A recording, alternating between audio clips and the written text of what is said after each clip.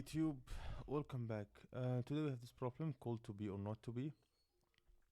The problem say that write a function called expect that helps developers test their code. It should takes any value called val and return an object with the following two functions. We have to be val accepts another, and this one accepts another value and returns true if the two values strictly equal to each other. If they are not, it returns false. We have not to be val accepts another value and return true if the two values not strictly equals to each other. So there is some concept that we should talk about here. First of all, what this means. So the strictly equality, like JavaScript supports both the strictly equality and the type equality. So for example, if 1 equals 1, this will be true.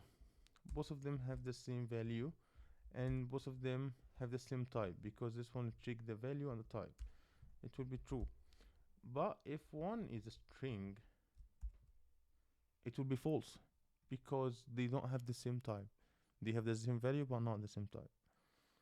If you do this, just 2 equals to each other, this will be true, because it only check the values, doesn't check the type. So this is for you to know. The second thing, if we have expect, we should have expect 5 dot to be 5, expect 5 dot to not to be 5. And what is this called? This basically called method chaining, and this is the main thing that we'll talk about in this video. The method chaining in JavaScript is a technique where multiple methods, as you can see here, multiple methods are called on an object in a single continuous chain, with each method return the modified object itself. This allows for concise and readable code by eliminating the need of intermediate variables or separate statements. So how can we use it? Let's just give a small example. Let's say that we have an object called obj, and this one have a equals 2, and let's have a method, or let's have a method in this object, and let's call it increment, and this method take this dot value, whatever is this dot value, and return this dot value plus plus, and after that it returns this. And let's see that we have double, another one, let's call it double, and this double basically this double is, let's say that it's double the value by 2, so equals 2. And let's say that we have this object, so if you called object dot increment dot double, you will run all of that. So this is how the method chaining work basically. So we are going to do the same here. So we will have we are going to return an object, okay, and this object has two methods or two functions, to be that called, let's call it val, let's call it val2, okay.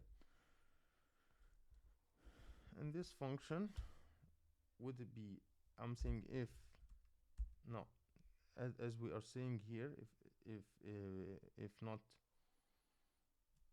if val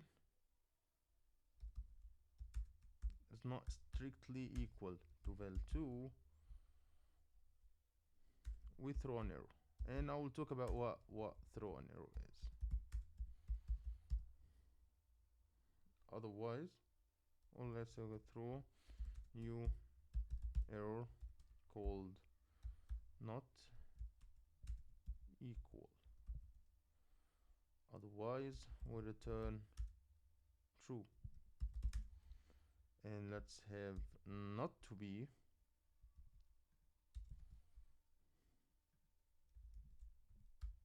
not to be, and it's val2, and I'm saying if the equals, oh sorry, if the equals each other, I will turn an error that said equal, and after that I will say to be.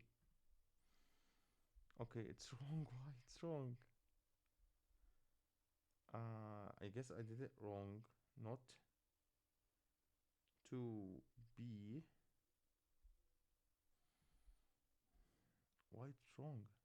Val, if val equals val2, throw an error called equal, and another one called not equal, and we return true here, and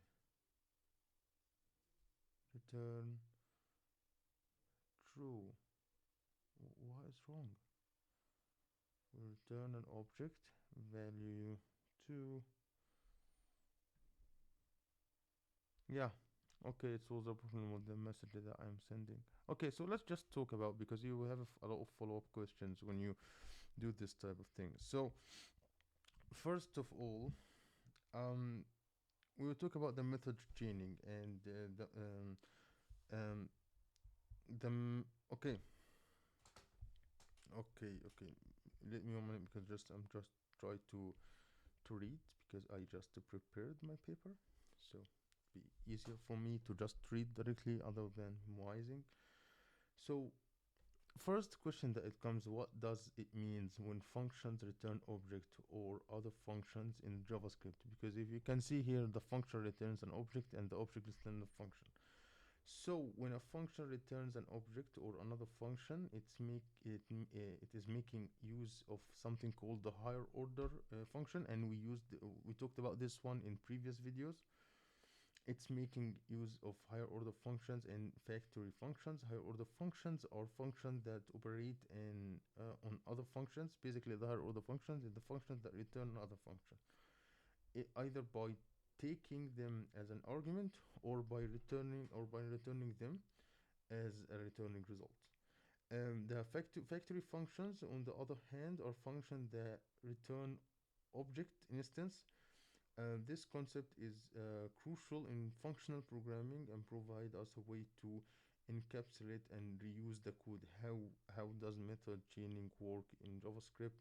And this is another question. So the other question will be, how does the method chain work in JavaScript, and when would we be beneficial to use it? So the method chaining is a common pattern in JavaScript where multiple methods are called in a single statement, as I said before, and this is possible when each method returns an object which may be the original object for mutable objects, for example, or new object for immutable objects. Method chaining makes the code more readable and concise, and especially beneficial when performing multiple transformations or operations on the object. So one of the most other questions, it will be, what is the difference between this and this? What is the difference between the double equal operator is the abstract equality, okay? And it will attempt to perform a type correction if the types of the two variables being compared are different. On the other hand, basically it doesn't matter about the type, we care about the values. The strictly operator, it also talks about the types and the values also. I guess he will have maybe other questions to talk about the errors in JavaScript. So errors in JavaScript, because we used an error. So make sure that when you do any code in JavaScript interview, you'll be asked for every line. So errors in JavaScript, they are functions can be handled trying in a trying catch block or through an error. So you can just do these two things. The try block contains the code that may potentially throw an error, and the catch block is executed for an error. And I will show you in the future what is the try and catch look like. And I guess this all the questions that could come to our interview. So so yeah, that's it for today's video. I hope my description was quite good. And if you like my content, make sure to subscribe and hit the notification bell so you never miss a video. If you think my description was good enough, feel free to give me a comment to talk about to give me a comment to tell me about what exactly you didn't like from my videos, so I could improve it in the future. So see you in future problems, and thank you for watching this video.